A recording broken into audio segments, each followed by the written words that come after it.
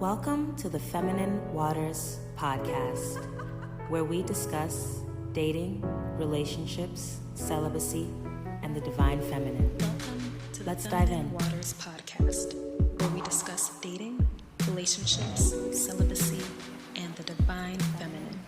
Let's dive in. Where we discuss dating, relationships, celibacy, and the divine feminine. Let's dive in.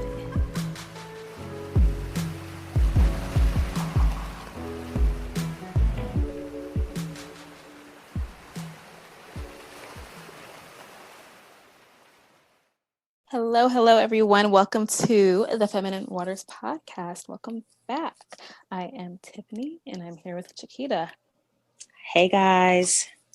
We are your hosts, as always. And today, we're going to move into a segment we haven't done yet called The Fem Touch. So tell us what we're discussing today. Sure. So today we are going to be discussing feminine communication. I think this is super important, especially when women want to learn the best ways to navigate not just your personal life by resting in the feminine, but also navigating dating as well. I think this is very important because especially since we live in a space right now where a lot of women are still under that independent woman mindset. I don't need a man for anything. You know, I got this many degrees. I got this many accolades. Like, you know what I mean? And the fact that so many women are operating from that place, they're not realizing that they can be coming off as operating in their masculine. And when you're operating in your masculine, it's very easy for that energy to be transferred into your dating life as well. And we all know that a masculine man will never be attracted to a masculine woman. So what are some of the ways, I want to talk about some of the ways that we can make sure that we are communicating with our partner and potentially other people as well in a more feminine way. So I'm going to go over 4 ways to make sure that you are communicating in your feminine. Way number 1 is to make sure that you're always being mindful of your tone. Way number 2 is controlling your emotions, which can be very difficult for women, especially if you're a Pisces woman like me. Way number 3 is transparency, and way number 4 is body language. So these 4 pillars, I'm not going to take credit for this. I joined a feminine communication course, which was led by Ashley and Powers. She's one of my favorite YouTubers and social media influencers. And walking, the course or the class, I was really able to get like a deep understanding of why these things matter. And so I want to know, Tiffany, like having heard the 4 of these, so tone, controlling your emotions, transparency, body language, and facial expressions, are there any of them that kind of like jump out at you? And if so, have you used any of them to communicate femininely in your dating life? Femininely? I don't even know if that's a word, but you know what I mean. I think I'm pretty good with the first 2. Like I'm pretty calm and even keeled. So no matter how I feel, I think I'm pretty calm and I am in control. Transparent, I've gotten a lot better with that, but I'm not just, I think I said before, like I don't just like start telling people all my stuff, but yeah, but I am like, if I'm having a conversation with somebody, I am like transparent, I'm open. Body language and facial expressions, that's like a thing in my family. We were just talking about that, like we all have really bad facial expressions. So we just always look like mean. Or like, I don't know, like I always get like, what is that face? And what are you doing? and what did I say that made you do this? I'm like, I don't even know what you're talking about. Like, I'm just, I don't even know. I know exactly what you mean. Yeah. I know exactly what you mean. And it's so funny that you bring this up because I recently got an Instagram audit on Clubhouse. So for those that might not know what that is, there are certain rooms on Clubhouse where, like, if you're interested in meeting people of the opposite sex, you know, on Clubhouse or through social media in general, there's a guy and a girl. Both of them are dating coaches, and they're like, all right, well, if you want to meet someone on Clubhouse or on another social media platform, we will audit your Instagram page to see if your Instagram page is able to attract members of the people of the opposite sex. Yeah. So I got mine done. And the main thing that was said about me is that I had, what is it? RBF. Do you know what that stands for? Resting bitch face. Yes. Yeah. So they said it in a kind way. You know, they weren't mean about it at all, you know, but they were like, you know, this is the situation. Like, when men come across your Instagram page, they are more interested when they see you smiling, right?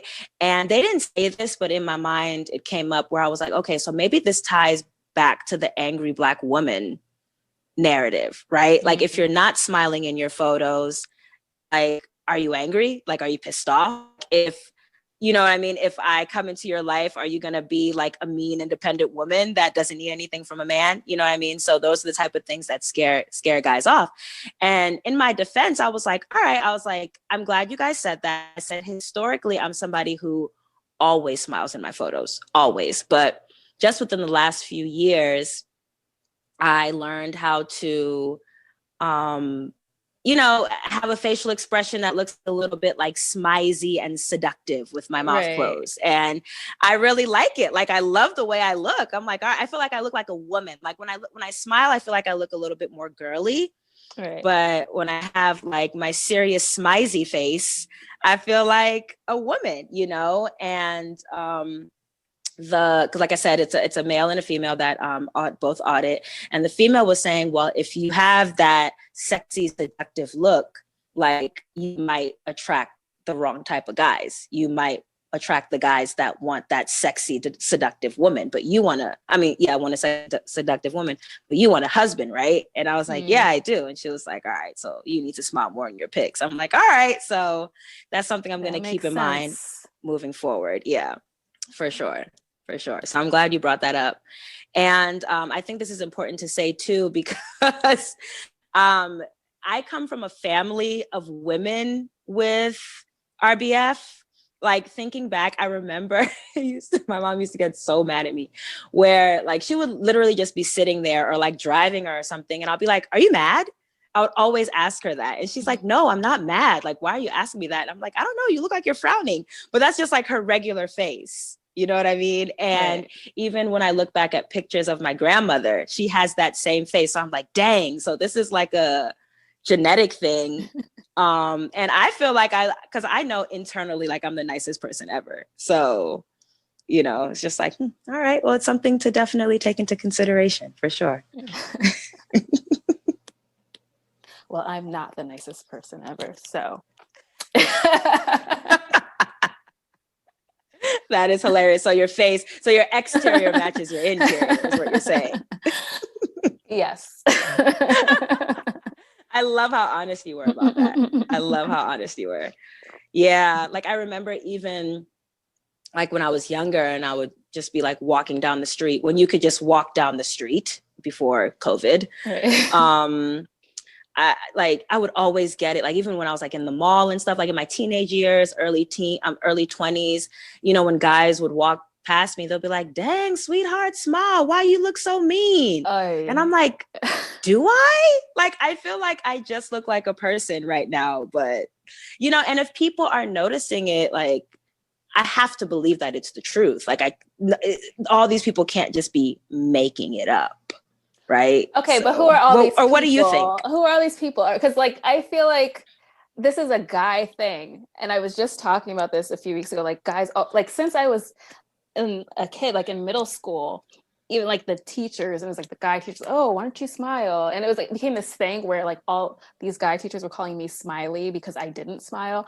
And like on the street, like, oh, why don't you smile, sweetheart? It's like a thing that I've heard that other women say, that guys are, why are guys always telling me to smile? And even here, even here, like last week, this like security guard, it was like, where in the other apartment I was at, was like, Here where?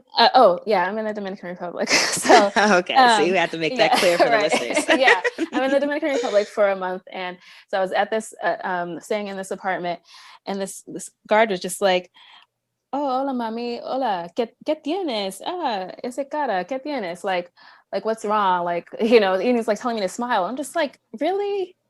This happen just everywhere? Why does a guy always feel the need to tell a woman to smile? Mm-hmm. So, I think it makes them feel more comfortable, and it makes them feel like your guard is down. You know, that's just what I've heard. And even like I said, the first person to say it was the male when he was doing my audit, but then the female, the woman also, she seconded it. You know, she was like, men feel more comfortable when they see you smiling, because when you're smiling, you come off as happy, you come off as whole, you come off as more attractive. And then she also said, guys like teeth.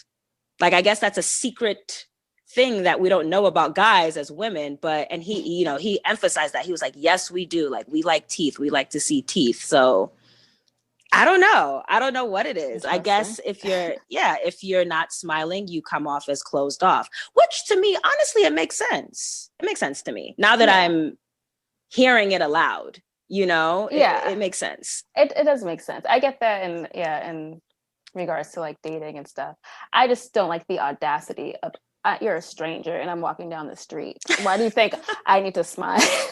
I get that. I guess that's a whole probably another topic, but it's like, I don't know you, like, get out of my face. So that's hilarious.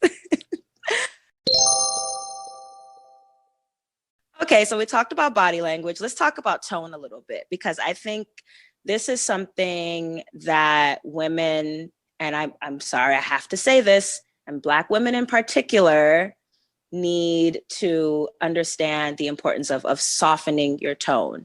And I'll just give an example of this, you know, because I'm somebody who, you know, my mother raised me. She was a single mom, and my mom was raised, she was the only girl. She had 5 brothers, and she was the only girl.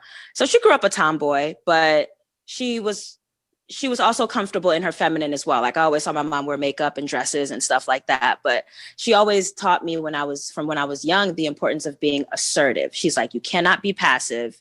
You have to be assertive. And naturally, I was a passive child. You know, I was very shy, very quiet, easily embarrassed, you know, but as time went on, you know, she worked with me and I was able to like toughen up a little bit. And so in knowing that and having that assertiveness in me, as soon as I feel challenged, I'm ready to snap back. You know, I'm ready to, you know, I'm ready to debate. I'm ready to not argue to the point where I'm like, I'm yelling, but I'm ready to go back and forth and prove my point and try to prove you wrong. And I noticed that is a complete turnoff to men. Now, I'm not saying that if a man is challenging you, that your voice doesn't need to be heard. No, I'm not saying that at all. But just be mindful of your tone, especially if you're resting in the feminine, which is the journey that I am on right now. Tiffany, I believe you're on the same journey as well, where you want to have a certain softness in the way you speak. Even if you're being direct, even if you're being stern, you're not coming off as defensive or mean. You know what I mean? You're keeping your tone in check.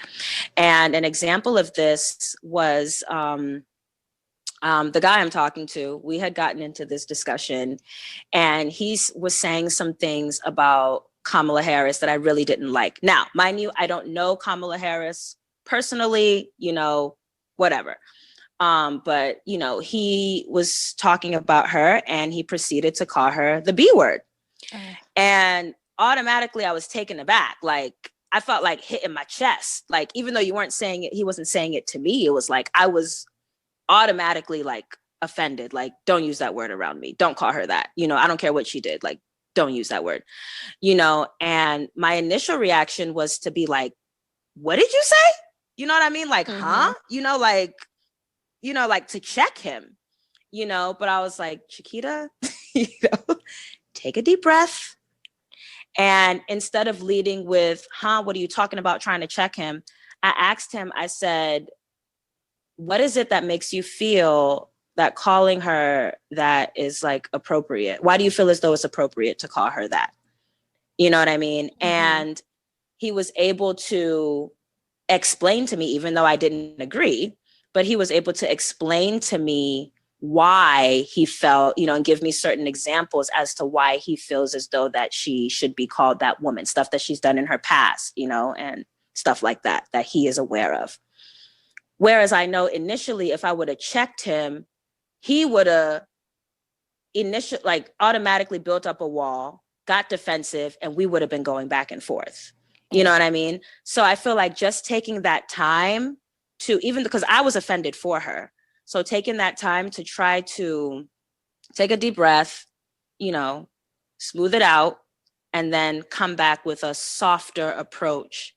I think that it really helps. And it really helps if you're actually in a relationship, that could help to diffuse arguments and disagreements as well. It's important for us to keep the temperature in check as women in situations. So any thoughts on that? Yeah, I mean, I agree. I think I know how to control that when I'm in relationships, I guess. In regular life with other, like with male friends and stuff, like I don't care. But with like, yeah, when I'm dating somebody, yeah, I think I know how to like dial it back. Well, actually last night, my boyfriend, oh yeah, last podcast, he was the guy I was talking to. Now he's my boyfriend. Level up. I said something and he was like, oh, that was rough. And I was just like, whatever. So this is something you said to him. Yeah. And I didn't even, I guess my tone was a little bit, but he thought it was funny because I guess he's never even heard me get a little bit louder. But I was like, oh, I guess I was a little bit aggressive. But that's probably like the one time I guess that slipped. I was just like, I don't know. I don't even know what it was. But I was just like, yeah. I mean, and to me, like the whole tone thing is completely understandable when you hear it from a guy's point of view, you know, because they feel as though that when you are speaking from a place of an attitude, then you're operating in the masculine. So it's like, all right, if you're operating in the masculine, then I'm going to treat you like a man. Like if you're going to talk to me like you're a man, I'm going to talk to you like you are a man as well. And I think that I just want to stress here that this doesn't mean, women, that you're speaking from a place of like weakness or, you know, meekness, or just like, you know, letting the man take control of the entire situation. Like, no, I still feel as though there's a way for you to be, like I said this earlier, but I just want to reemphasize, you can be stern in your approach, but it's about the volume, number one. And we all know when we're speaking from a place of attitude, like checking that attitude and being like, attitude, I know you want to make your debut right now, but girl, have a seat. Let's try it this way. And, you know, I just want to emphasize that. So now I want to talk about controlling your emotions. So I'll use a real life example once again. So when the guy I was talking to, he, you know, called Kamala Harris the B word. That was probably like maybe like a month or so prior to this situation that I'm about to talk about now. So we were discussing Steph Curry. Sorry, we were talking about Steph Curry. And then, of course, since we were talking about Steph Curry, Ayesha Curry came up. And I don't know if you remember that interview that she did. I think it was like a year or two ago with Jada Pinkett Smith, the Red Table Talk. Did you know about that? Where Jada Pinkett Smith had interviewed all of the Curry women? No? Okay. All right. So just a little backstory. Gosh, I'll try to make this as concise as possible. So since you don't know the story. So Jada Pinkett Smith was doing an interview with Steph and Seth Curry's mother, Ayesha Curry, which is Steph Curry's wife. It was Seth Curry's girlfriend. I can't remember her name right now, but now it's her wife. Now it's his wife, and Steph and Seth Curry's younger sister. So it was all of the Curry women sitting at one table, and Ayesha Curry, which is Steph Curry's wife. She had brought up the fact that, you know, her husband gets a lot of attention. And because her husband gets a lot of attention, sometimes she feels like, you remember this? I do remember that. She's on the back burner? Yeah, that she's on the back burner. Yeah. And she was saying that, you know, when she walks into a room, she would like to feel desirable. Right. And, you know, she was saying something like that. Whereas I feel like all women could understand where she was coming from. I mean, I know I could. Like, I'm not saying that when you walk into the room, you want a whole bunch of guys to be trying to get at you when you are a wife and mother. I'm not saying that. But every woman wants to feel desirable. Every woman wants to walk into a room and feel like she's beautiful, you know? And a lot of men were disgusted by that. You know, a lot of men were like, oh, so you want dudes to be out here trying to get at you when you're married? Like, what are you talking about? Blah, blah, blah, blah, blah. And so, you know, this discussion came up with me and the guy that I was talking to. And he also called her the B word in this conversation that we're having. And I was like, bruh, like in my mind, I'm like, bruh, you know what I mean? And I was triggered, right? Because I assumed that because we had the conversation before about Kamala Harris, that you should know that I'm not comfortable with you calling women that, right? But I wasn't direct. This is an assumption. It's like, we talked about it, so you should know that I don't like it, right? So when he said it again, I got mad this time. The first time I was offended with Kamala, but this time I got pissed off. You know what I mean? And you know, I told him that I was going to call him back. You know, we had exchanged some words. You know, he was trying to prove a point. I was trying to prove a point. I was getting annoyed in the situation. So I'm like, you know, let's just cut it off. Like, I'm going to call you back, you know, another time. So within that time, I decided to really think on why, because I was pissed, like I said, but I decided to think about it. I was like, why am I so angry? What am I angry about? What am I angry about? You know? And I slept on it. And when I woke up the next morning, I realized that it was a trigger for me because, you know, I grew up in, you know, my parents were in a, gosh, how do I say this? It was a domestic violence situation, the way I grew up for like the first 9 years of my life. And my father used to call my mother that word. And I remember how it used to make me feel. Even though he wasn't saying it to me, he would say it to her. And I remember how it would make me feel.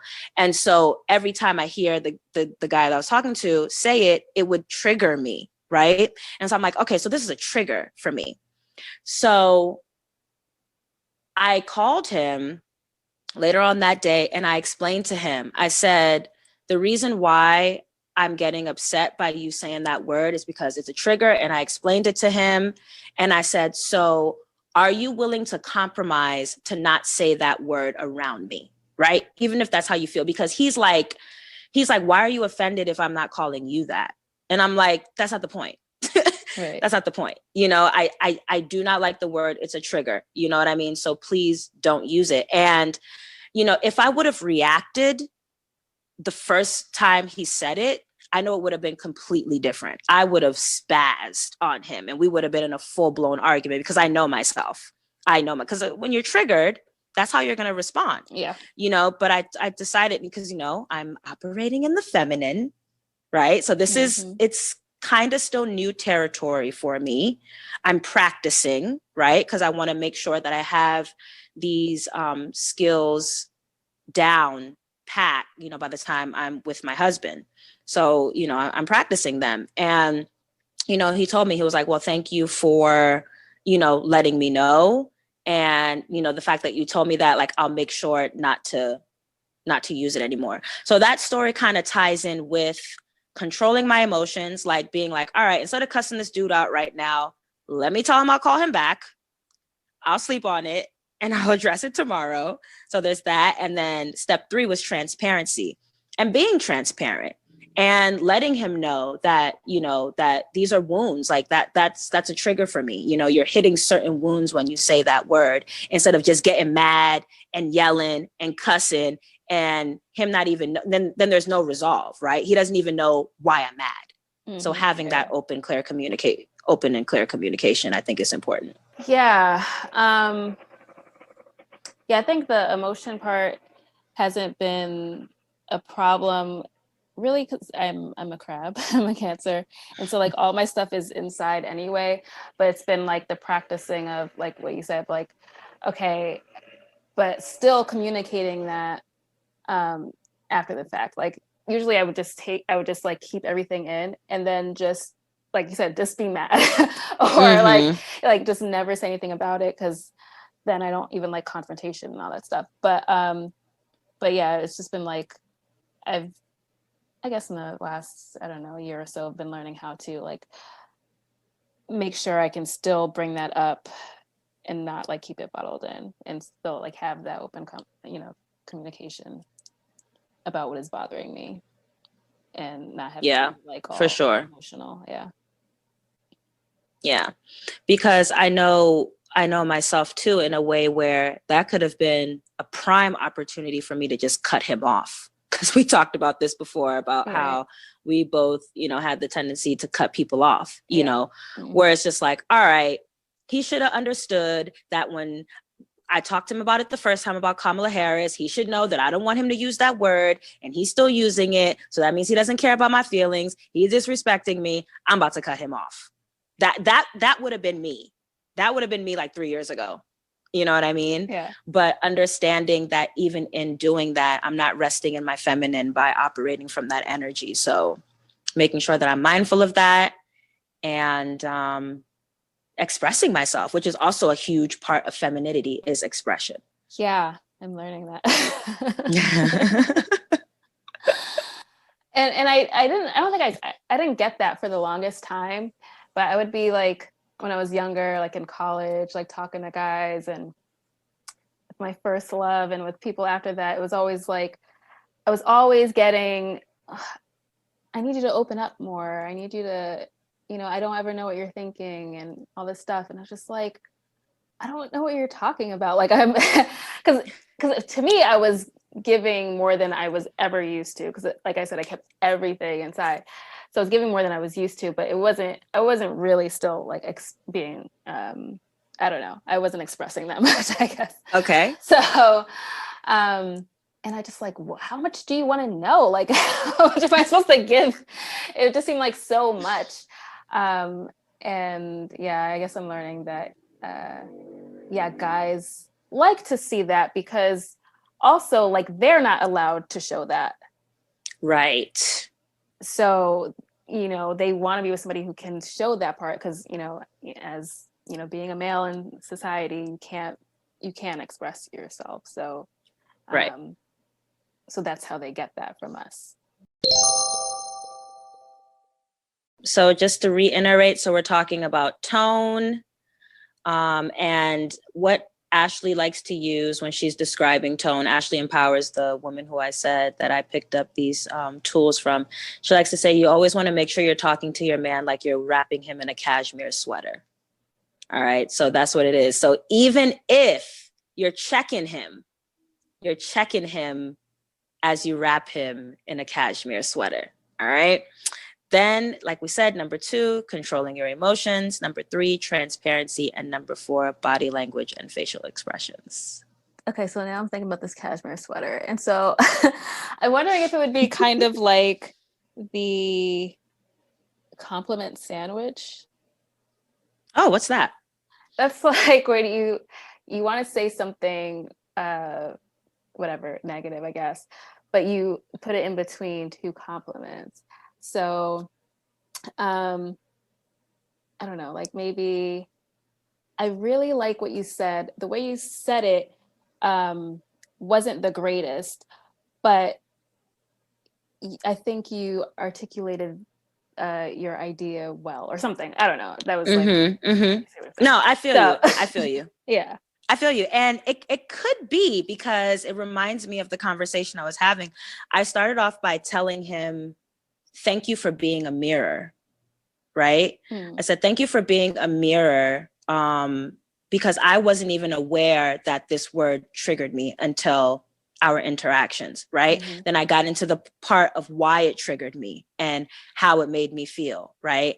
And then I ended it by saying, I appreciate you because, okay, so within the middle of the sandwich now, he's like, well, I feel like you're trying to control me, right?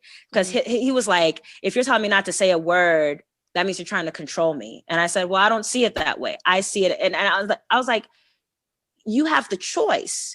You can continue to use the word and then you won't be able to talk to me anymore, which is fine, right? Like, that's fine. That just means that we're not supposed to be talking anymore, which is completely fine. You know what I mean? Or you can choose to compromise and not use it anymore and keep me in your life and see what happens after that. You know what I mean? But the choice is completely up to you. I'm not telling you you have to. I'm not telling you have to not use this word. You have the choice of whether or not you want to use it or not. You know what I mean? And then the consequences are yours, you know? So there was that. And then, so we had like a little bit of a back and forth about that. And then, you know, he was like, all right, well, you know, I don't want to trigger you and I don't want to, you know, bring up any old feelings. So, you know, if that's what you want, then, you know, I'm willing to compromise. And then I thanked him. I said, I thank you for willing to do that. So I guess that's like the compliment. So I guess I was doing a compliment sandwich without even knowing it. You know what I mean? Yeah. But the main thing that I know I had to keep in mind was like, Chiquita, like, because don't get me wrong, on the inside, I was like bubbling up. I was bubbling up. And just on the journey that I'm on now, I'm trying to learn how to control my emotions in general, because I am a Pisces. We're led by our emotions. Like, that's just it, you know? But I know that leading by my emotions has not been the greatest for me in the past. So it was a good way for me to understand that I was angry, but not communicate from a place of anger. And it was great practice, and I really appreciated it. That was, okay, tone, emotion, transparency, and body language and facial expression. expression. Yeah. Okay. Yeah. So this is where I get stuck sometimes. Actually, when I think about it, I get stuck sometimes, but it's actually been a kind of natural process for the most part. But so we're talking about this stuff, but when does it become authentic, or are we being inauthentic and like trying to, you know, temper what we really feel, that whole thing? Yeah, that's a really good question. I mean, for me, the reason why I say no is because if I'm angry, I can say I'm really angry right now, but I don't have to say I'm really effing angry right now. Right. You know what I mean? It's it's the delivery. Yeah. You know what I mean? That can really take it to that next level, because if you're saying it like that, then he's going to turn up. You know, it's like, okay, you're turned up. So now I'm going to turn up because you're approaching me like a man. So now I have to react like a man. You know what I mean? Yeah. So to me, yeah, like just saying it again, it depends on the delivery. You can express yourself. You can say I'm pissed off. You can say I'm sad. You can say I'm disappointed. You can say I'm frustrated, but it's the volume that you're using and the tone that you're using instead. Makes sense. Yeah. So, I mean, we didn't necessarily get all the way into like the body language. We got into like facial expressions, but so with body language, I'm working on, I know there's like a way to like signify that you are, when you're like interested in leaning into somebody and crossing your legs for somebody. Like I'm somebody who used to Mm. always sit with my arms crossed. And I remember being called out about that at a poetry open mic. And, and the host was just like, sister, like be open to receive. So